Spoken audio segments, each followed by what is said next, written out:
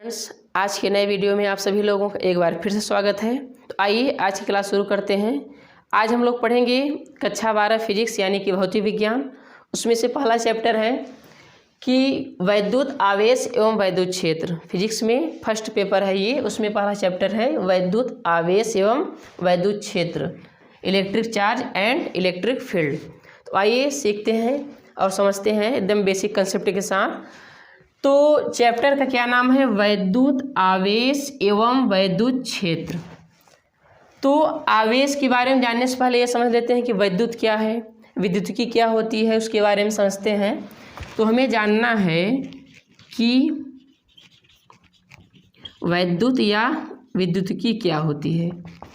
ठीक है, तो चैप्टर का नाम है वैद्युत आवेश एवं वैद्युत क्षेत्र। तो वैद्युत या वैद्युतिकी एक ही बात होती है, इसके बारे में समझते हैं क्या होता है। तो वैद्युत वह अज्ञात राशि होती है जिसकी उपस्थिति में कोई एक पदार्थ किसी दूसरे पदार्थ को आकर्षित या प्रतिकर्षित करता है। यानी इसको हम लोग ऐसे भी पढ़ सकते हैं, क्योंकि वैद्युत आवेश एवं वैद्युत क्षेत्र लिखा है चैप्टर का नाम। तो वैद्युत आवेश वैद्युतिकी विज्ञान की वह शाखा होती है, यानी फिजिक्स भौतिक विज्ञान की वह शाखा होती है जहाँ पर स्थिर आवेश और गतिमान आवेश, वहाँ पर दोनों आवेश होंगे वैद्युतिकी में। यानी वैद्युतिकी भौतिक विज्ञान की वह शाखा होती है जहाँ पर आवेश के कारण उत्पन्न प्रभाव, क्षेत्र तथा अन्य घटनाओं पर अध्ययन किया जाता है। उसको क्या बोलते हैं हम लोग?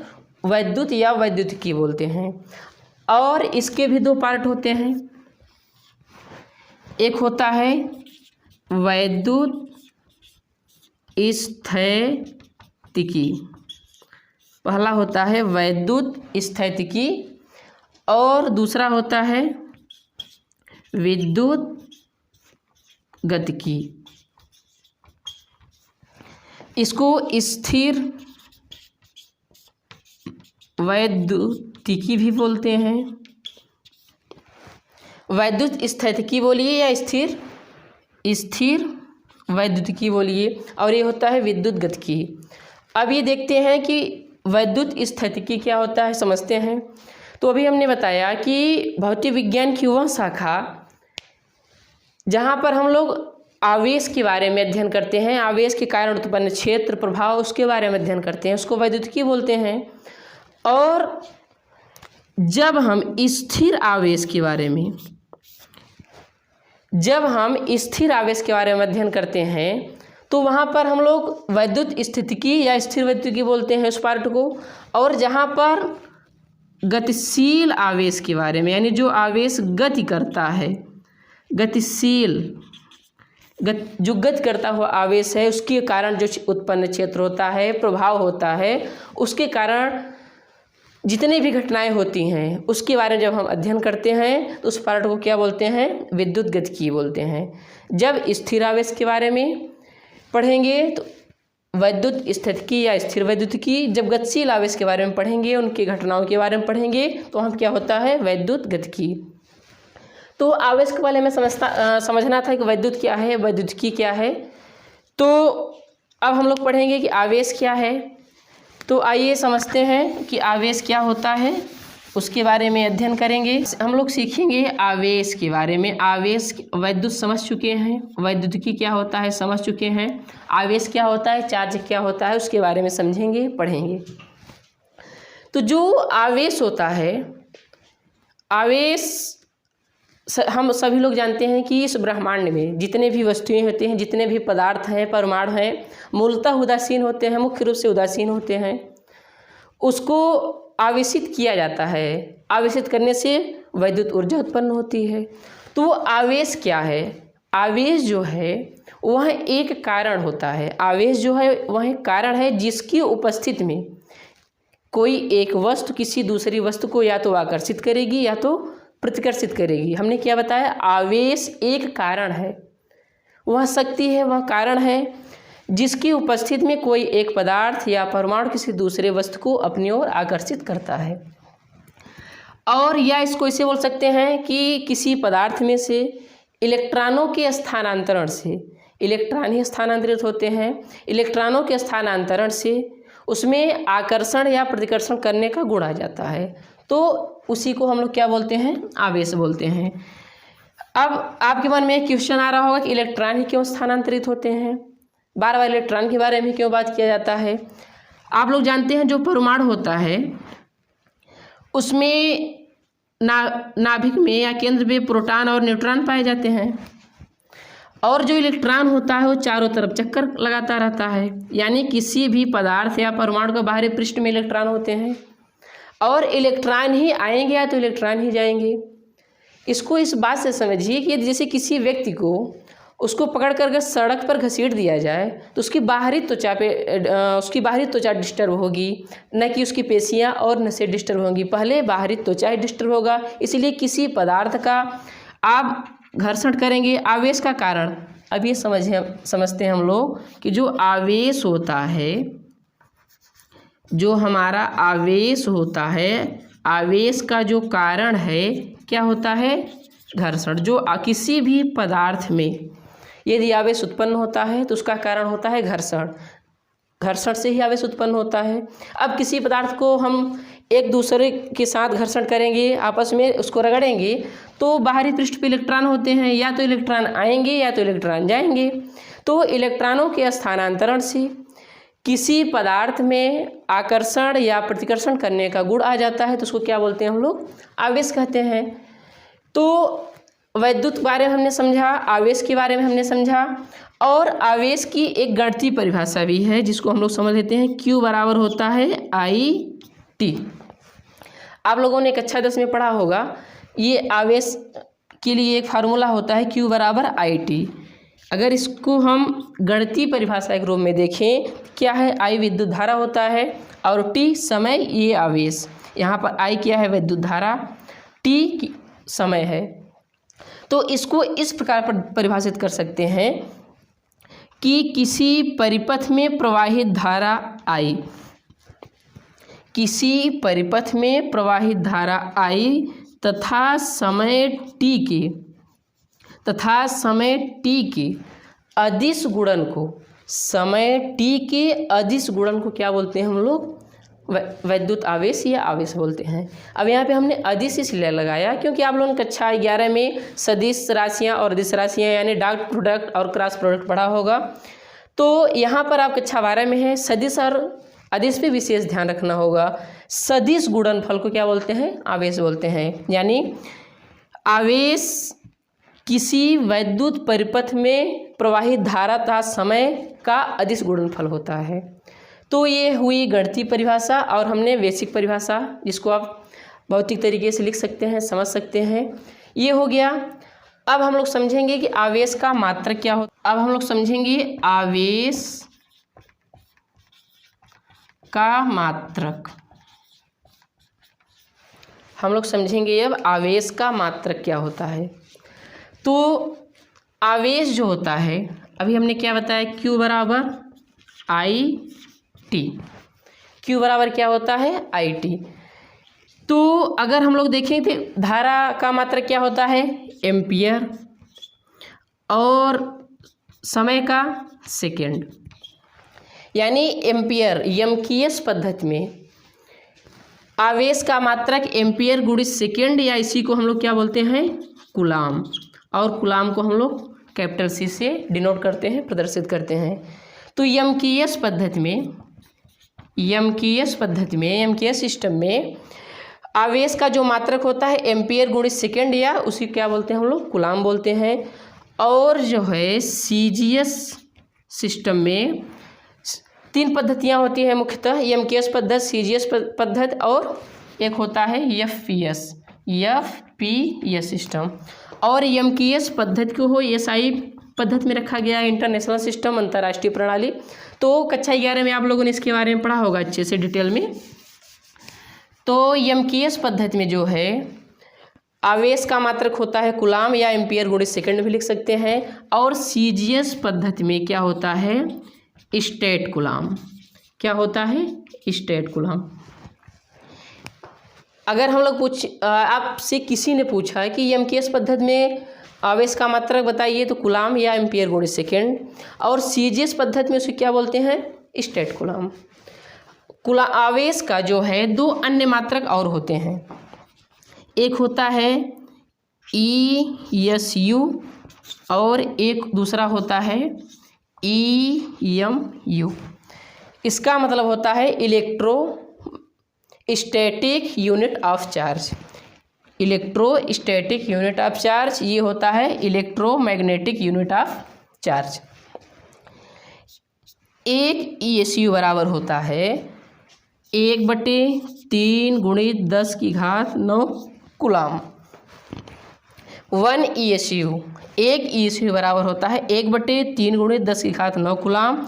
और एक EMU बराबर होता है 1/10 कूलाम, या इसी को आप लोग लिख सकते हैं 0.1 कूलाम। तो ESU क्या बोलते हैं? Electrostatic unit of charge. और EMU क्या बोलते हैं? Electromagnetic unit of charge. ये भी आवेश के मात्रक होते हैं। EMKS सिस्टम में आवेश का मात्रक क्या होता है? कूलाम या एम्पियर गुणित सेकेंड। CGS पद्धति में स्टेट कूलाम। और दो अन्य मात्रक होते हैं ESU और EMU, electrostatic unit of charge और इलेक्ट्रोमैग्नेटिक यूनिट ऑफ चार्ज।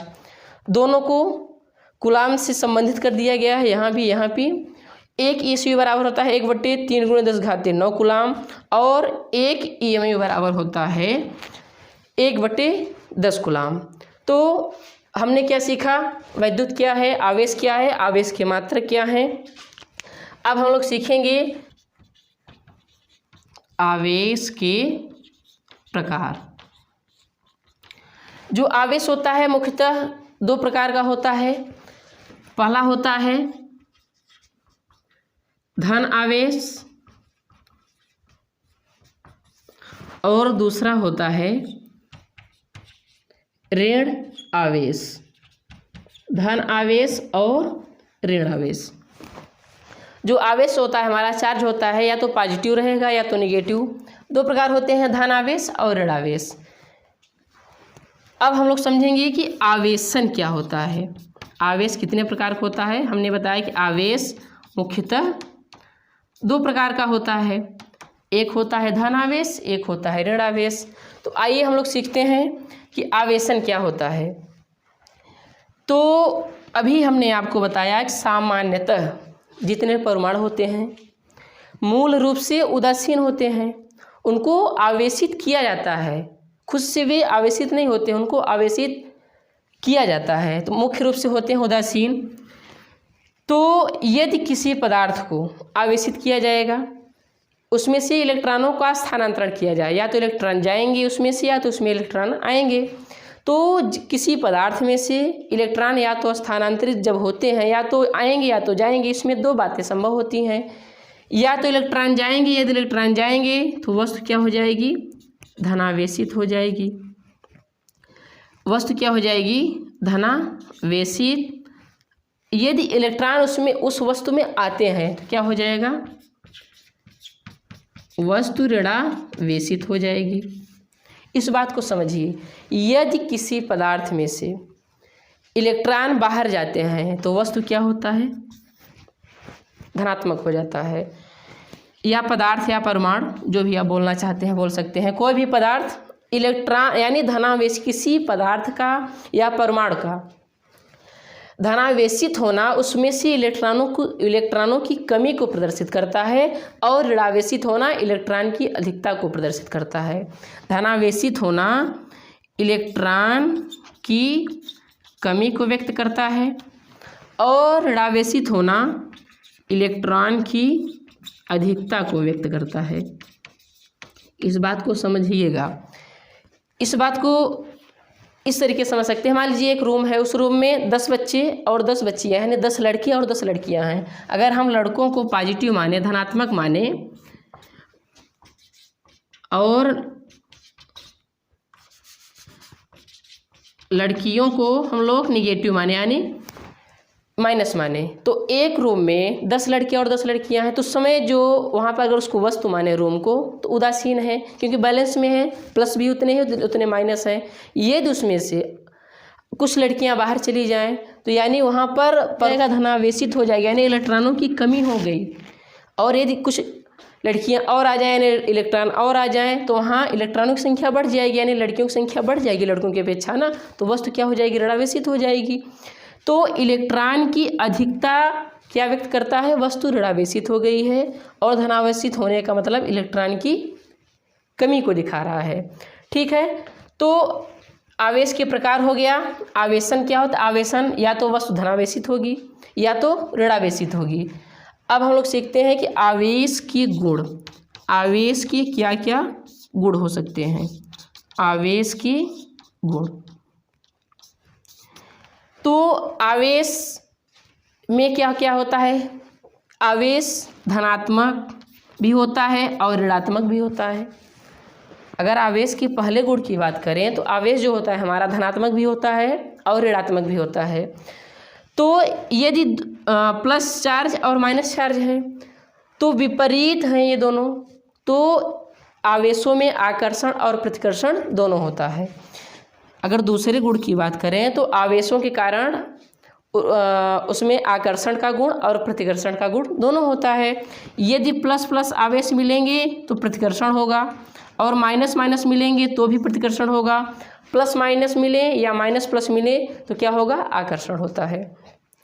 आवेश एक केंद्रीय राशि होती है और आवेश बीजगणितीय नियमों का पालन करता है। आवेश अध्यारोपण सिद्धांत का भी पालन करता है। ऐसे बहुत सारे गुण हैं तो जिनको स्टेप बाय स्टेप आप समझ सकते हैं, लिख सकते हैं। तो आगे हम समझाते चलेंगे तो आवेश के गुण लिखवाने की ज़रूरत नहीं पड़ेगी। आप अगर क्वेश्चन पेपर में क्वेश्चन आता भी है तो आसानी से आप लिख सकते हैं। तो आवेश के गुण हो गया। अब हम लोग सीखते हैं कि मूल आवेश क्या होता है। तो आइए हम लोग सीखते हैं कि मूल आवेश क्या होता है। तो हमने क्या बताया कि जो वस्तु आवेशित कैसे होती है, या तो इलेक्ट्रॉन जाएंगे या तो इलेक्ट्रॉन उसमें आएंगे, यानी इलेक्ट्रॉनों का ही स्थानांतरण होता है। आवेशित होने पर सारी बातें इलेक्ट्रॉनों के स्थानांतरण पर ही डिपेंड है। ठीक है, उसी पे निर्भर करता है। तो जो हमारा आवेश है, हमने आवेश के बारे में सीखा। अब क्या सीखना है, मूल आवेश क्या होता है, मूल आवेश किसे कहते हैं। तो आवेश की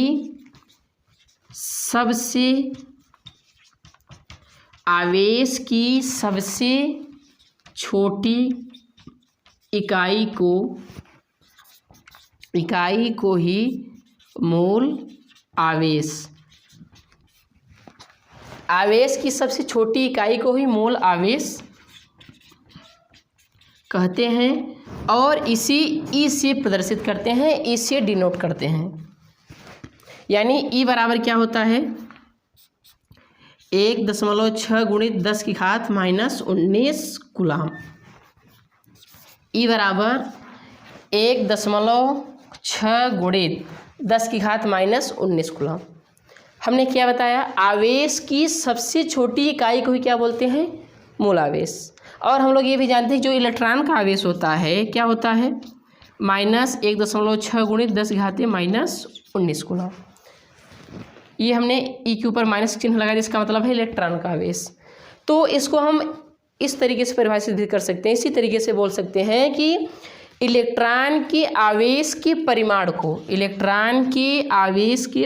क्या बोलते हैं, मूल आवेश। दोनों तरीके से बोल सकते हैं। आवेश की सबसे छोटी इकाई को क्या बोलते हैं, मूल आवेश, या इलेक्ट्रॉन के आवेश के परिमाण को क्या बोलते हैं, मूल आवेश। इसका मतलब है कि ये मॉडुलस है या परिमाण बोला जा सकता है। इसका मतलब होता है कि जब इससे संख्या बाहर आएगी तो धनात्मक होकर के बाहर आएगी। तो इलेक्ट्रॉन के आवेश के परिमाण क्या बोलते हैं, मूल आवेश, या आवेश की सबसे छोटी इकाई को ही क्या बोलते हैं हम लोग, मूल आवेश। तो ये मूल आवेश के बारे में था। मूल आवेश पे क्वेश्चन आते हैं कि मूल आवेश किसे कहते हैं।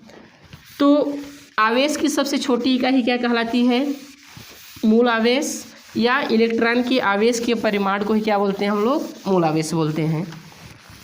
अब हम लोग समझेंगे कि आवेश की मात्रा क्या होती है, या कभी क्वेश्चन आ जाता है, इस पे न्यूमेरिकल क्वेश्चन आते हैं, तो आवेश की मात्रा क्या है आइए समझते हैं। बार बार बात इलेक्ट्रॉन पर ही होगी।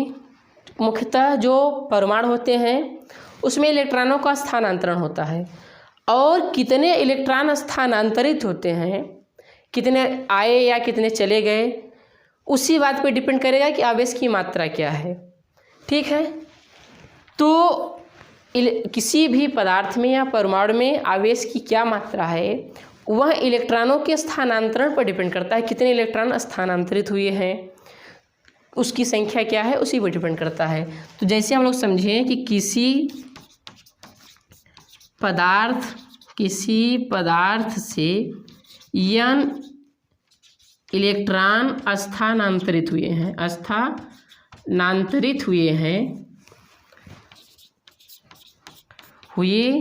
तो आवेश की मात्रा Q बराबर n E, जहाँ Q आवेश की मात्रा है और n इलेक्ट्रॉनों की संख्या और जो E है यहाँ पर ये मूल आवेश है, क्योंकि हमने बताया इलेक्ट्रॉन का जो आवेश होता है मूल आवेश के बराबर होता है। तो कितने इलेक्ट्रॉन स्थानांतरित हो रहे हैं, यानी n इलेक्ट्रॉन मान के चलेंगे स्थानांतरित हुए, तो प्रत्येक इलेक्ट्रॉन का आवेश क्या होता है मूल आवेश के बराबर, तो उसमें मूल आवेश का गुणा होगा। यानी किसी पदार्थ में n इलेक्ट्रॉन स्थानांतरित हुए हैं, या तो उसमें से चले गए हैं या तो उसमें आए हैं, तो आवेश की मात्रा क्या होगी, आवेश की जो मात्रा है Q बराबर, यानी ये फार्मूला होता है, ये सूत्र होता है। तो अगर मान के चलें किसी पदार्थ से n इलेक्ट्रॉन स्थानांतरित हुए हैं तो उसमें आवेश की मात्रा क्या होगी, Q बराबर यानी जहाँ n स्थानांतरित इलेक्ट्रॉनों की संख्या है और E मूल आवेश है और Q आवेश की मात्रा है। उदाहरण के लिए अगर समझें कि अगर यही क्वेश्चन लिखिए किसी पदार्थ से 5 इलेक्ट्रॉन स्थानांतरित हुए हैं, स्थानांतरित के स्थान हम लिख देते हैं चले जाते हैं या बाहर निकल जाते हैं, इलेक्ट्रॉन चले जाते हैं, तो आवेश की मात्रा बताइए। फार्मूला यही यूज करना है हमें। तो Q बराबर ये नहीं होता है, हमने क्या बताया, जो n है स्थानांतरित इलेक्ट्रॉनों की संख्या है। तो कितने इलेक्ट्रॉन स्थानांतरित हुए हैं, 5, तो यहाँ पे होगा 5 गुणित E जो होता है मूल आवेश, और मूल आवेश का मान होता है 1.6 गुणित 10 घात -19। तो 5 गुणित 1.6 गुणित 10 घात -19 गुणा कर देंगे, Q बराबर हो जाएगा 8 गुणित 10 की घात -19 या 8.0 भी आप लिख सकते हैं, क्योंकि 16 पंचे 80 आएगा, एक अंक पे दशमलव लगाना है, एक अंक पे दशमलव हमने लगा दिया। तो 8.0 गुणित 10 घात -19 कूलाम, ये हो गया हमारा आंसर, आवेश की मात्रा। इस टाइप का न्यूमेरिकल क्वेश्चन आता है। तो आज की वीडियो के लिए बस इतना ही। यदि हमारा वीडियो आपको पसंद आया है तो वीडियो को लाइक करें, शेयर करें एवं चैनल को सब्सक्राइब करना ना भूलें। धन्यवाद।